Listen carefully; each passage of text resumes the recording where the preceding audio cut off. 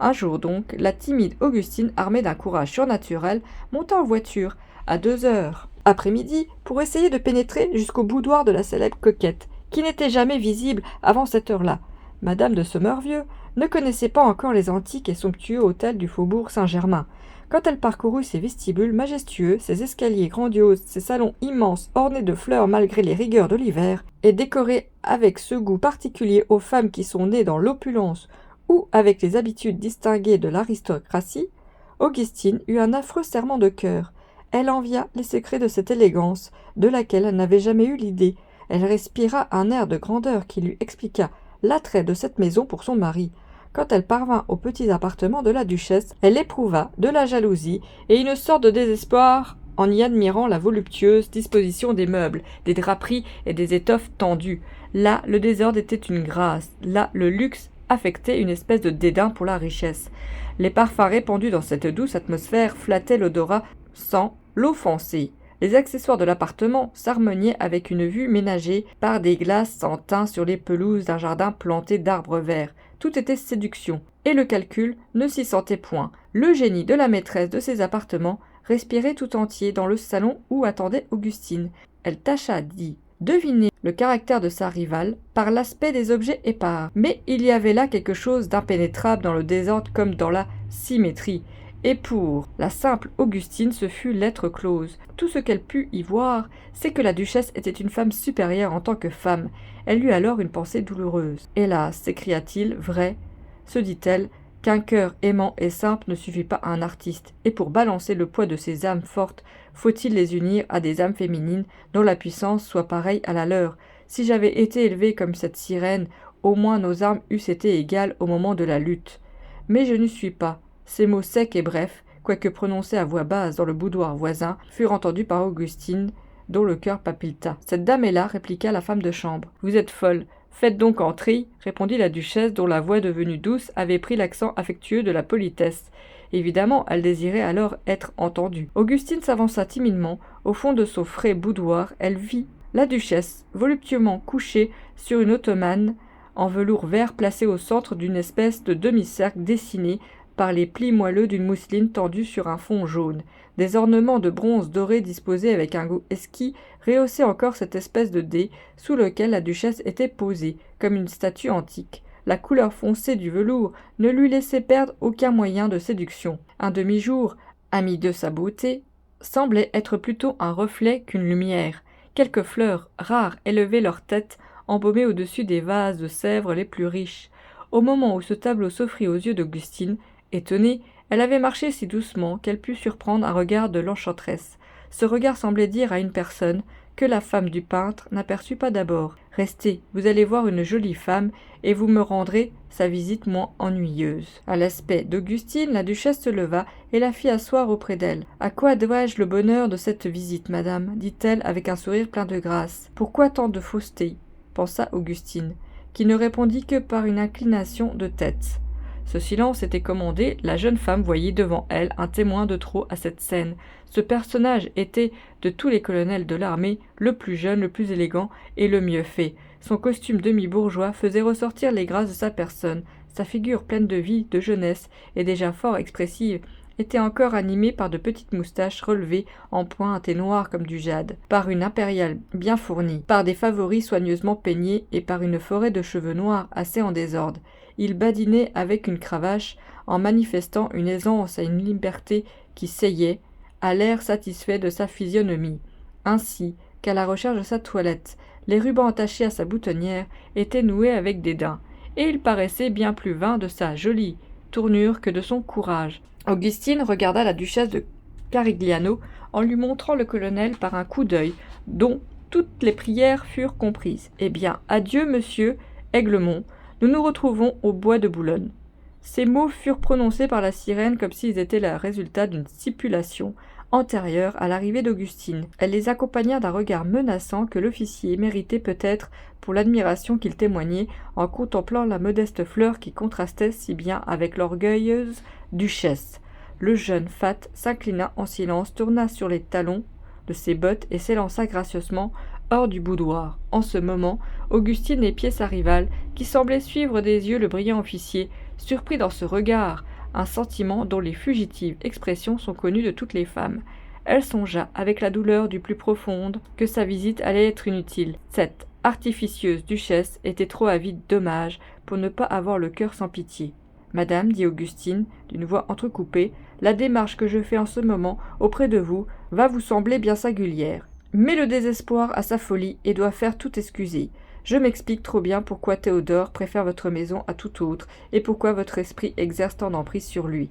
Hélas, je n'ai qu'à rentrer en moi-même pour en trouver des raisons plus que suffisantes. Mais j'adore mon mari, madame. 2 ans de larmes n'ont point effacé son image de mon cœur. Quoique j'aie perdu le sien dans ma folie, j'ai osé concevoir l'idée de lutter avec vous, et je viens à vous demander par quel moyen je puis triompher de vous-même.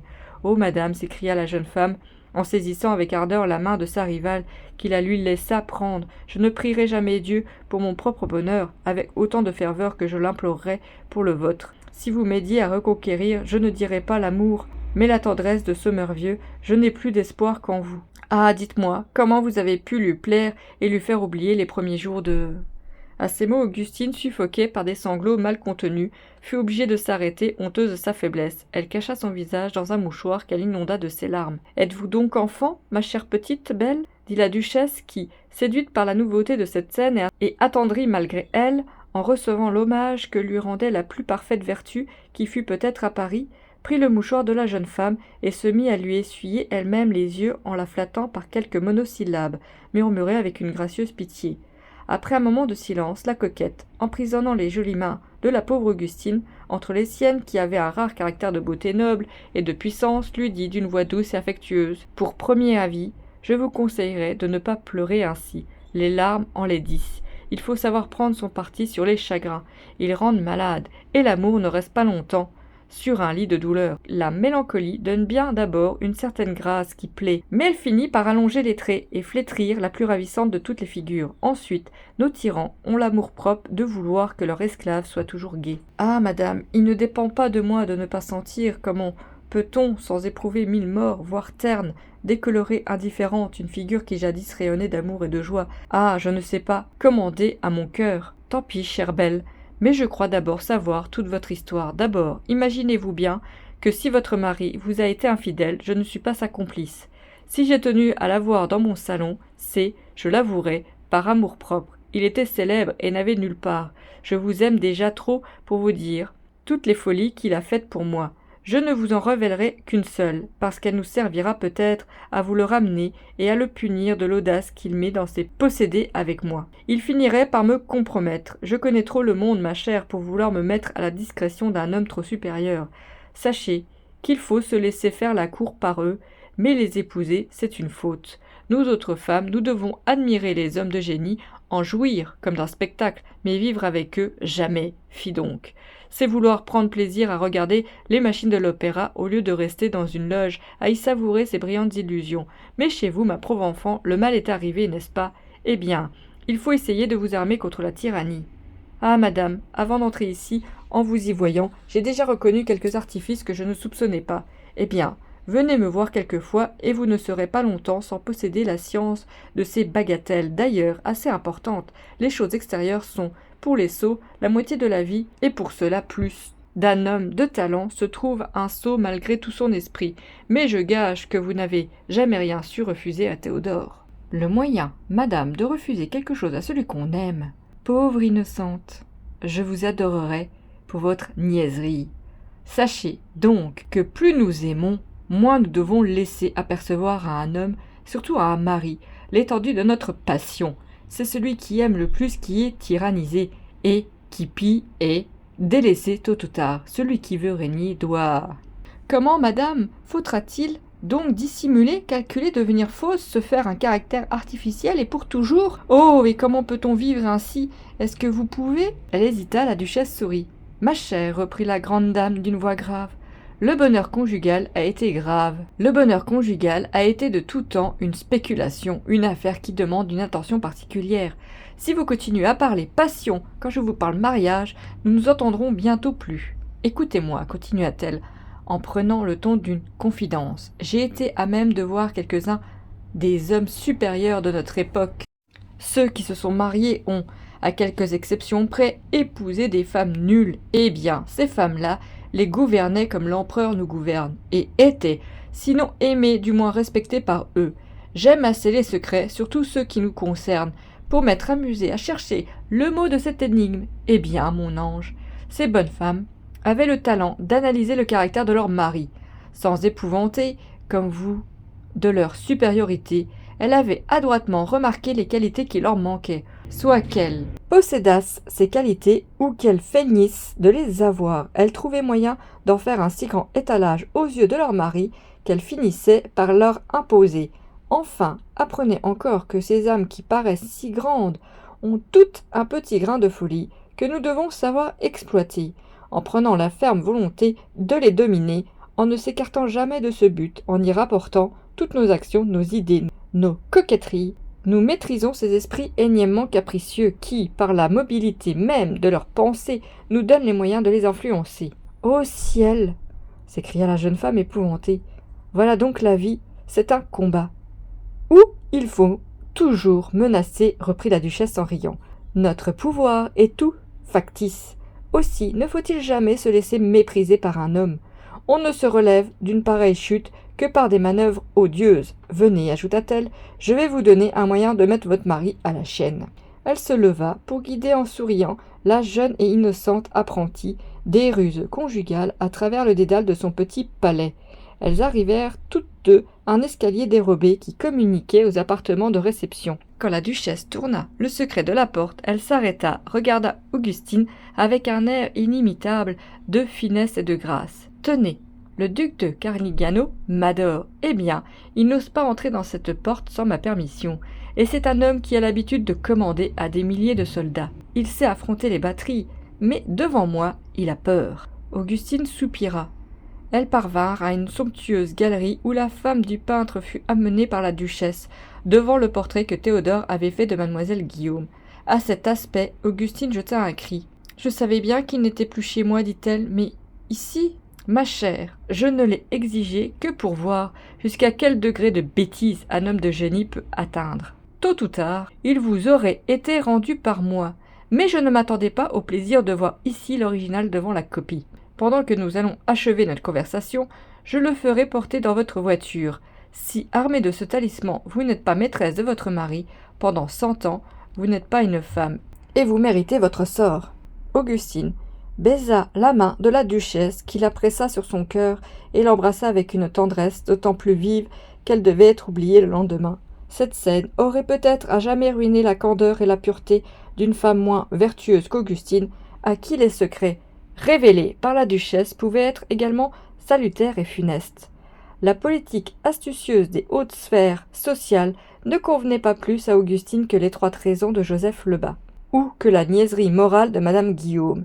Étrange effet des fausses positions où nous jettent les moindres contresens commis dans la vie. Augustine ressemblait alors à un pâtre des Alpes surpris par une avalanche. S'il hésite ou s'il veut écouter les cris de ses compagnons, le plus souvent il périt. Dans ces grandes crises, le cœur se brise ou se bronze. Madame de Sommervieux revint chez elle en proie à une agitation qu'il serait difficile de décrire. Sa conversation avec la duchesse de Carignano éveillait une foule d'idées contradictoires dans son esprit. Elle était comme les moutons de la fable, pleine de courage en l'absence du loup. Elle se haranguait elle-même et se traçait d'admirables plans de conduite. Elle concevait 1000 stratagèmes de coquetterie. Elle parlait même à son mari, retrouvant, loin de lui, toutes les ressources de cette éloquence vraie qui n'abandonne jamais les femmes. Puis, en songeant au regard fixe et clair de Théodore, elle tremblait déjà. Quand elle demanda si monsieur était chez lui, la voix lui manqua. En apprenant qu'il ne reviendrait pas dîner, elle éprouva un mouvement de joie inexplicable. Semblable au criminel qui se pourvoit en cassation contre son arrêt de mort, un délai quelque court qu'il pût être lui semblait une vie entière. Elle plaça le portrait dans sa chambre et attendit son mari en se livrant à toutes les angoisses de l'espérance. Elle pressentait trop bien que cette tentative allait décider de tout son avenir pour ne pas frissonner à toute espèce de bruit, même au murmure de sa pendule qui semblait appesantir cette terreur en lui mesurant. Elle tâcha de tromper le temps par 1000 artifices. Elle eut l'idée de faire une toilette qui la rendit semblable en tout point au portrait. Puis, connaissant le caractère inquiet de son mari, elle fit éclairer son appartement d'une manière inusitée, certaine qu'en rentrant la curiosité l'amènerait chez elle. Minuit sonna, quand, au cri du jockey, la porte de l'hôtel s'ouvrit. La voiture du peintre roula sur le pavé de la cour silencieuse. « Que signifie cette illumination » demanda Théodore d'une voix joyeuse en entrant dans la chambre de sa femme. Augustine saisit avec adresse un moment si favorable, elle s'élança au cou de son mari et lui montra le portrait. L'artiste resta immobile comme un rocher. Ses yeux se dirigèrent alternativement sur Augustine et sur la toile accusatrice. La timide épouse, demi-morte, épiait le front changeant, le front terrible de son mari. Elle en fit, par degrés, les rides expressives s'amoceler comme des nuages, puis elle crut sentir son sang se figer dans ses veines quand, par un regard flamboyant et d'une profondeur sourde, elle fut interrogée. « Où avez-vous trouvé ce tableau ?»« La duchesse de Carigliano me l'a rendu. »« Vous lui avez demandé ?»« Je ne savais pas qu'il fût chez elle. » La douceur, ou plutôt la mélodie enchanteresse de la voix de cet ange eût attendri les cannibales, mais non un artiste en proie aux tortures de la vanité blessée. « Cela est digne d'elle, s'écria l'artiste d'une voix tonnante. « Je me vengerai, dit-il en se promenant à grands pas. Elle en mourra de honte. Je la peindrai. Oui, je la représenterai sous les traits de Mésaline sortant de la nuit du palais de Claude. »« Théodore, dit une voix mourante, je la tuerai. Mon ami, elle aime ce petit colonel de cavalerie parce qu'il monte bien à cheval. »« Théodore, laissez-moi, dit le peintre à sa femme avec un son de voix qui ressemblait presque à un rugissement.